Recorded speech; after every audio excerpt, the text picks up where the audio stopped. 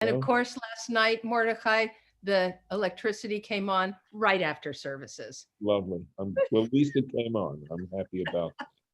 Boker Tov, everyone. Good morning. Thank you for joining us as we move through the story of Joseph, which is very touching. And as I said, perhaps one of my favorites of all the stories in the Tanakh.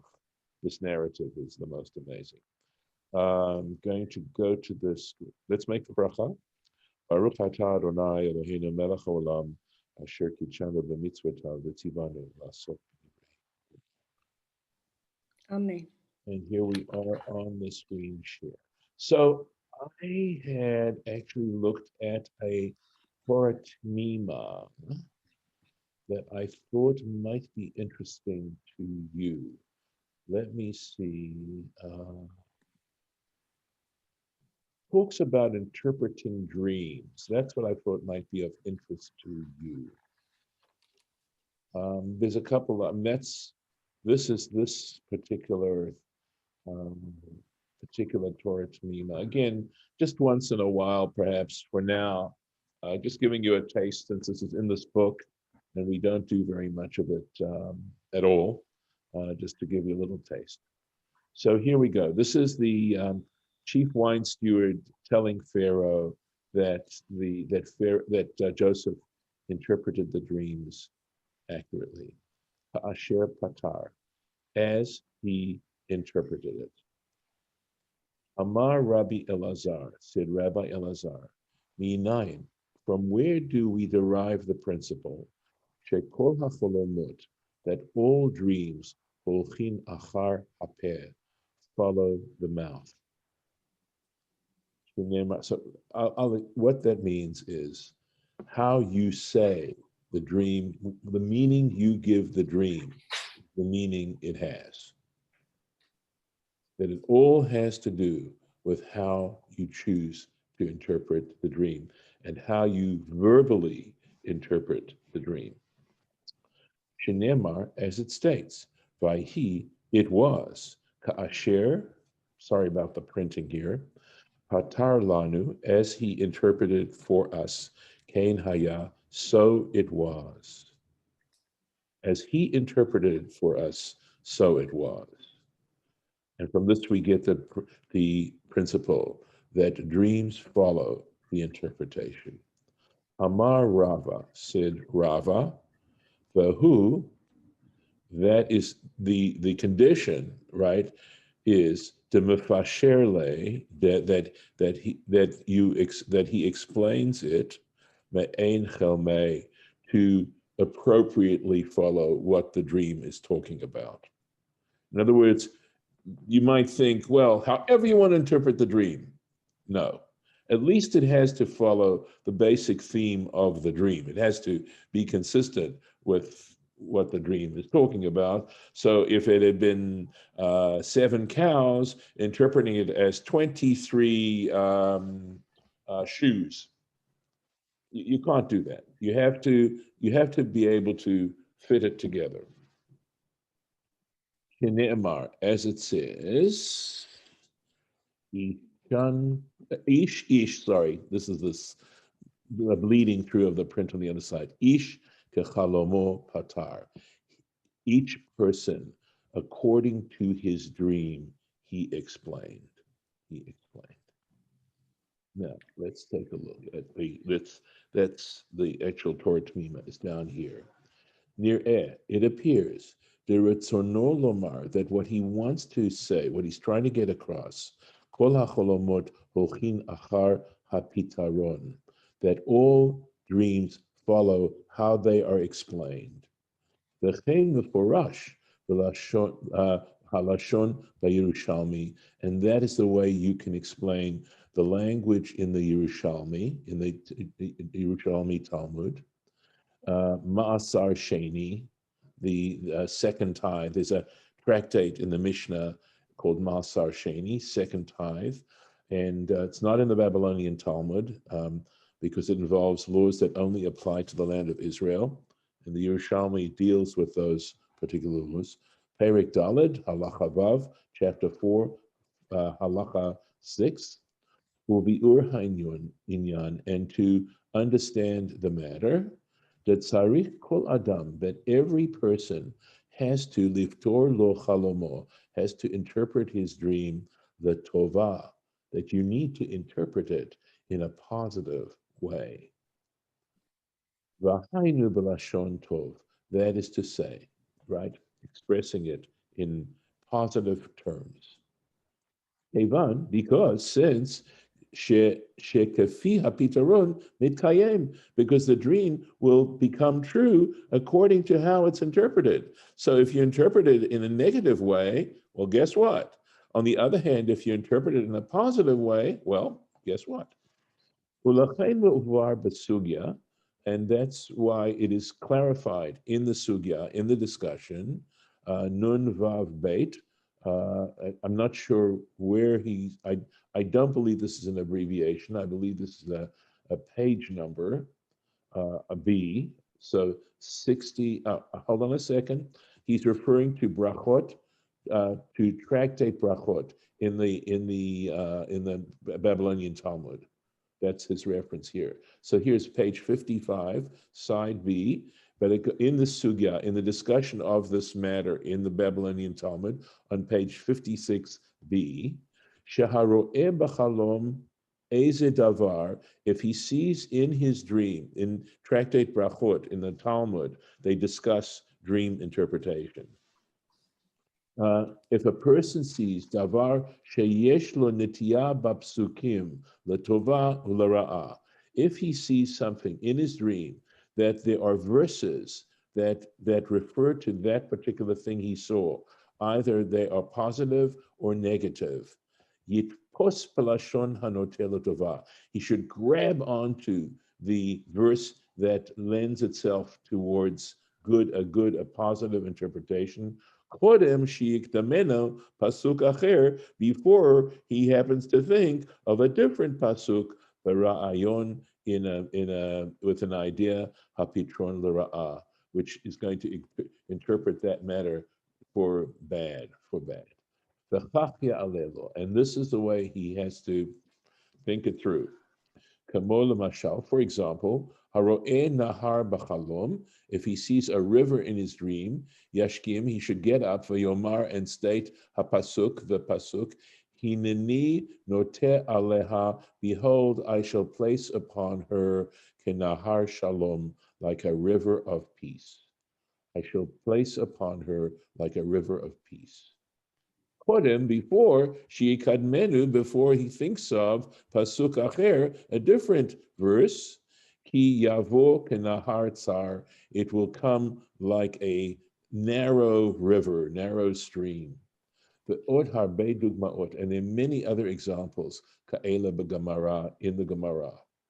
Ukemuva od, and as is brought again, another dugma bidrasha haba'ah, in the next explanation that he's going to talk about. Ubehemshech chiburenu, and as we continue our essay, he's talking. Baruch Halevi Epstein's talking about this essay. This he calls this an essay. Ba'u harbe dugmaot. There are many examples that are going to come. Omnam, however, tzarich litfos eze lashon me'oto inyan shechalom lo. But at the same time, this verse can't be just any random verse. It has to, if he's dreaming about a river, the verse has to talk about a river. Kamola mashal, for example, shaharo'eh nahar, that if he sees a river, al yitpos lashon tov binyan har v'giva. He shouldn't be finding a verse that talks about a mountain or a high place, or hill, v'zehu habiur, that explains Masha Amar Rava, what Rava said. But who the mefasher lay, when he said, and as long as he interprets it, be'ein chelmei, in the nature of his dream. V'ha'inyan mevu'ar, and this clarifies it all. Any thoughts? Any comments? Yes, you just blew my mind in two ways. First of all, the Torah Tamima is written by Baruch Halevi Epstein, is that right? Yes, that is correct. So I think that his descendant is my teacher here in Jerusalem, Rav Daniel Epstein. quite possible. I'm not sure what his relationship is, but I'm pretty sure there's a relationship there. And I just found the notebook I kept from the course he gave in the stories of Yosef, and I put it right here next to my computer so that I could read it before we study together. And I mean, I wish I could share it with you. It's just incredible stuff. That's thing number one. Thing number two, I was just at my therapist today and I was telling her about this very kind of important dream I had. It seemed to me important. And then as it was time to leave, I got up. As I was getting up, I said, oh, and I had some dreams about rivers too. Interesting. Wow. She That said, next time we'll talk about rivers. Well, remember this is Nahar Shalom, a river of. Amen. It should be a Nahar Shalom. Okay, thank you. Thank you for sharing that. That is very sweet. Yeah. I was loving, as you were saying, that the dreams are as you would interpret them. Yes. So, I mean, that's just incredible, because it doesn't matter who else interprets your dreams for you or thinks that they are going to. And this is also just something that runs through my life, is that it's my personal responsibility to know the knowing that I have inside. And if others feel like giving me their interpretations, it's up to me to accept what it is that I accept and know to be true, and to leave the rest. So I do need to clarify that. So this is why you take a chance if you go to a known dream interpreter. There's a story that I can recollect from the Talmud about this particular person who was known as a dream interpreter, and people would go to him and he'd interpret their dreams. And if they paid him enough, he'd give them a good interpretation. And if they didn't pay him enough, then he didn't give them a good interpretation. And there's a sort of a strange little story in the Talmud about this incident that happened, where basically these two people came to him with very similar dreams and the different interpretations he gave them. And if I'm not mistaken, he didn't come to a good end as a result of doing that. But, well, and that just proves it. Yeah, one of those 10 stories, yes. That just proves it, because it doesn't matter how much money somebody else has and what they think that they know or control because they have money. What it does, you need to depend on yourself and your connection with the divine. And in this case, Pharaoh did not depend on himself. He depended on Joseph, and he didn't understand either that Joseph was depending on God. So really, Pharaoh's dream interpreter was God, but through Joseph, and Joseph had to let him know this was God, because that is what, even if you want to be individualistic about your interpretation, if God tells you something, you gotta oh, well then, okay. Then. So, but Pharaoh was turning it over to Joseph, and Joseph turned it over to God. Yes. Well, and that's incredible about that whole line of thinking and being, because like I was saying, I trust in my interpretations through the divine in me. And then for somebody else to be able to accept that, like Pharaoh did, that is being connected directly to the divine. In not only for me, the person that's interpreting it, but the divine in me that then gets into someone else. Yeah, I would say not directly for Pharaoh, but certainly he was connected via Joseph. Mm-hmm. So I can tell you that as I've grown older, I've come to feel that what other people tell me has a far more powerful message from God. And I used to say this, because I had to basically create myself coming to California. I could no longer be the rabbi I was, or have the philosophy, so to speak, or positions that I'd had in the Midwest. And so in general now, I try to listen to what other people tell me. And sometimes they may be people who I feel love me, and very often, or not very often, there are cases where they're not people who love me. I don't feel they love me. I don't feel they understand me. I don't feel they appreciate me. But nevertheless, they're very often I find that what they have to tell me is something that I need to give a lot of attention to. And so my behavior these days is far more balanced between what I want to do and what I hear other people doing.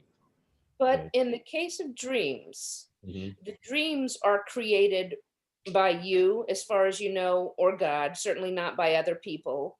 True.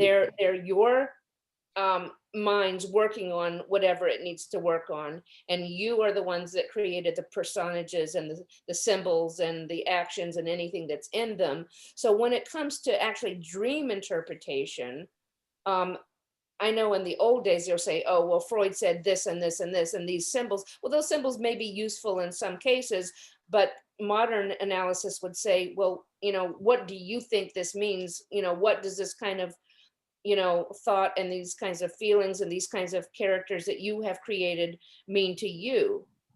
And it's often, it's generally about you, even if the characters you say, well, this kind of seemed like my mom, or this kind of seemed like my friend, or whatever. But it's all you. It's all you. It's all created by you, for you, of you, regarding you.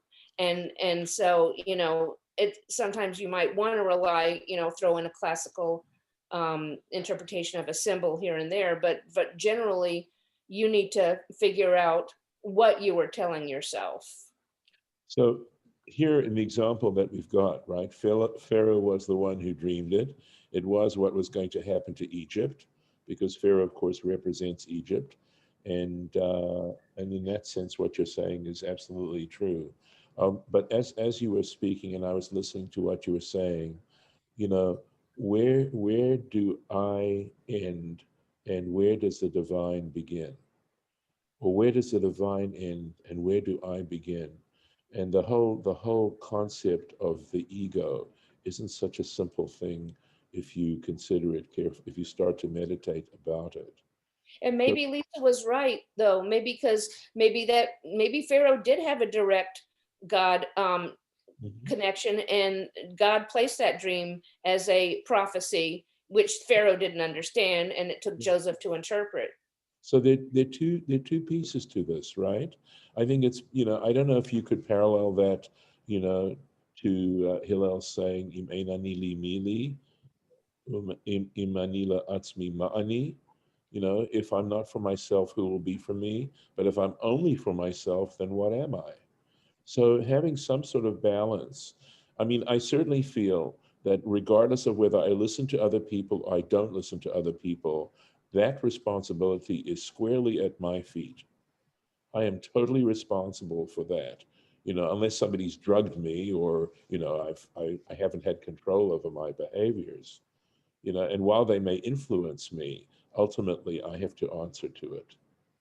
So, there's that sort of interesting thing. But I feel my life has become a lot happier since I started to allow other voices to speak to me and not only my own voice, despite the fact that ultimately I have to bear responsibility for those choices and how Well, And you also, I go want ahead.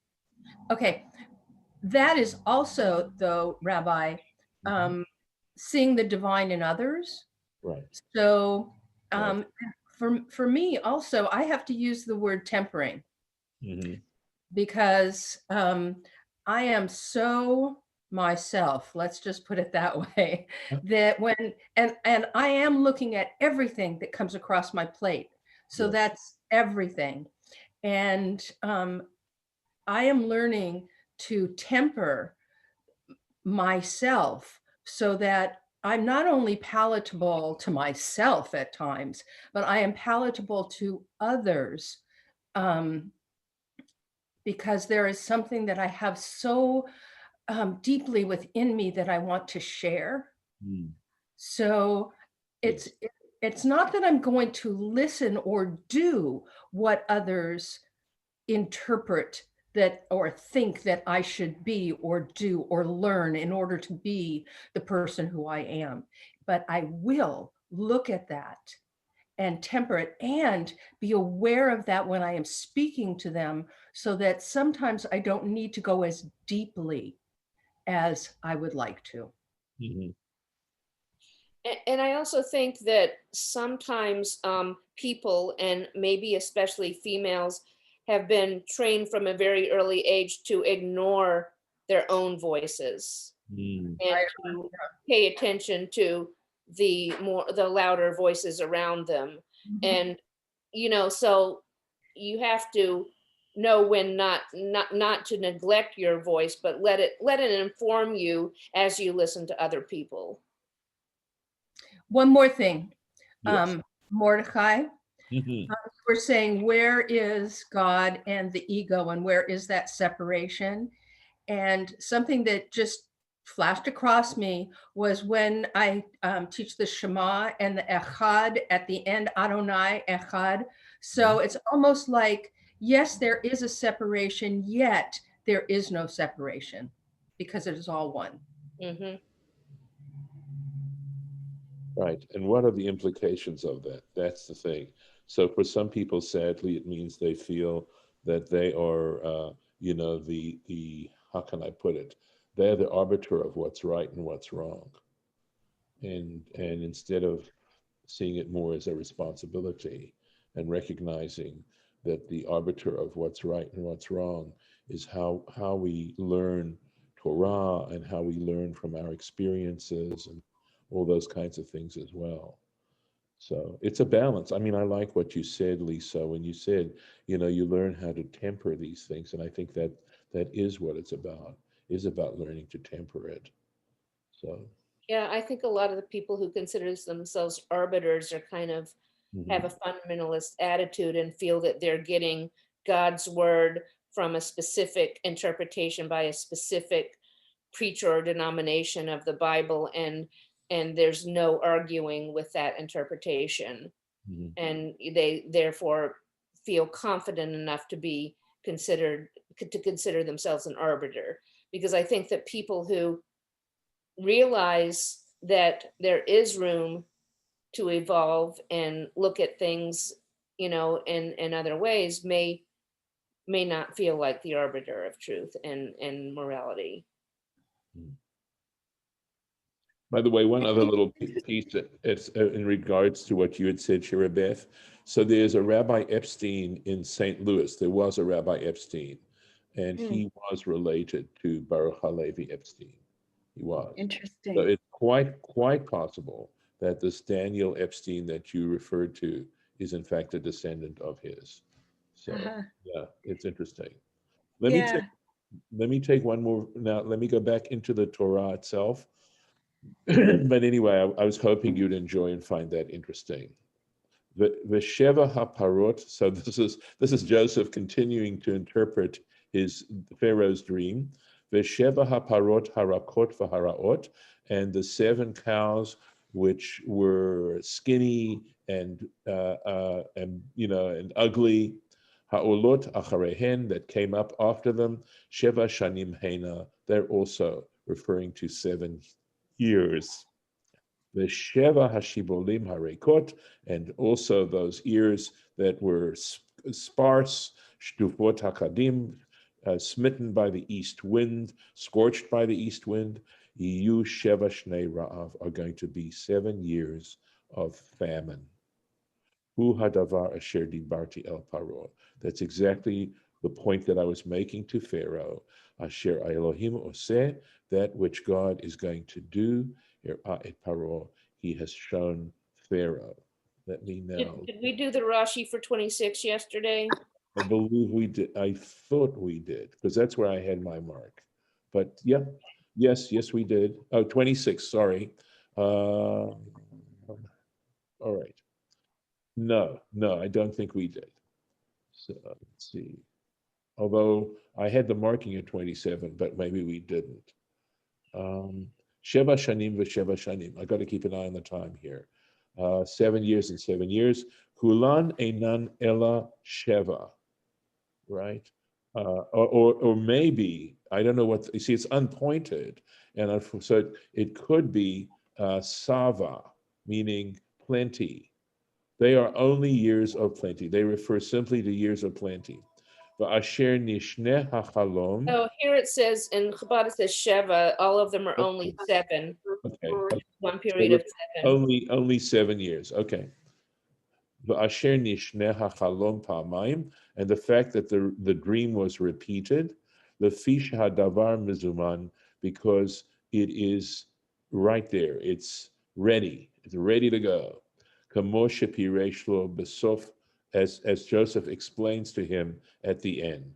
Va'al hishanot hachalom. Those are the words that Joseph uses. The fact that the dream was doubled. B'sheva shanim hatovot ne'emar. We did do this now. Now I'm remembering, Okay. because Rashi talked about higid lefaro, how there's a difference of language here. The years of plenty, it says higid, he has told Pharaoh, but with regards to the years of famine, it says ne'emar. It's said. Oh, it says her'ah, he showed, as opposed to he told. The difference between he showed and he told is because it's happening very soon. It's going to happen very, very soon. And showed means in a distance, right? Those 7 years of famine. And I remember sharing that with you yesterday. Muflag, it's far off. So let's see, here we go on here. So we don't have anything on 30, and we got about a minute to go. Right, so there's the here. Hu hadavar asher dibarti haro. This is, that's what we got. Oh, Yeah. there is Rashi on 30, but we didn't read 30 yet. I've gotten to 30, right. Yeah. Right. So hine sheva shanim ba'ot, behold 7 years that are coming. Savasia, it's spelled exactly the same way as Sheva, right? Sava gadol b'chol eretz Mitzrayim. There will be huge abundance in the land, in the entire land of Egypt. The entire land of Egypt is going to experience huge abundance, and I'm going to have to stop here. Yeah.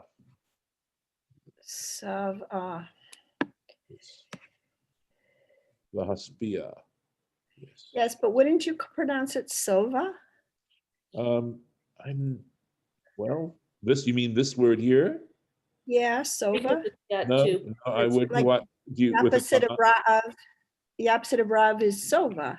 But do they make a difference between the Kamatz Katan and the other regular Kamatz? No, they don't. But there's no reason why I would consider this a Kamatz Katan, because first of all, it's, even though it might be, so it's Sava, right? That's where the accent is. So even though this is unaccented, it's not a closed syllable. How do we know it's not a closed syllable? Because there's no dagesh in the bet. So it's an unaccented open syllable. And in an unaccented open syllable, there's no reason for me to pronounce that as a kamatz katan. Now, I don't have, there are tikkunim which do indicate the kamatz katans. I'm doing this just on the basis of my knowledge of dikduk. And I know that in an unaccented closed situation, if it's an unaccented closed syllable, then it has to be a short vowel. And the short vowel would be the kamatz katan. Okay, I'll look. We have a tikkun. I mean, I don't know that much grammar, but we do have a tikkun like that. I could check. Yes. So I would say Sava Gadol B'chol Eretz Mitzrayim. That's the way I pronounce it. Okay. But that's because there's no dagesh in this bit. I just wanted to say one last thing, though, about the interesting conversation we were having about dreams. Yes. And about who's the authority. Who knows what my dream means? Yes. And here we have Yosef moving from being a prisoner to being the second highest authority figure in Egypt by means of his knowing what Paro's dream means. Right, right. So he became an authority by being an authoritative interpreter. Well, but again, this whole issue of authority is so fascinating, right? Because Pharaoh listened to what Joseph said and it worked for him. Remember, yes. Rashi points out that there were other interpretations, but they didn't work for Pharaoh. Yeah, Pharaoh just said, no, that's not it. Worked for That's not Pharaoh. it. Right, correct. And this one made sense for Pharaoh. There's so much to be said here, really. The authority, who we consider to be authority figures, and on what basis do we give people authority? That's sort of a really cool topic. And I'm pretty sure there's been some ink spilt on that one. All right. We're going to have to call it a day. I'm going to stop the recording and say farewell to those who are watching this on recording. Thank you.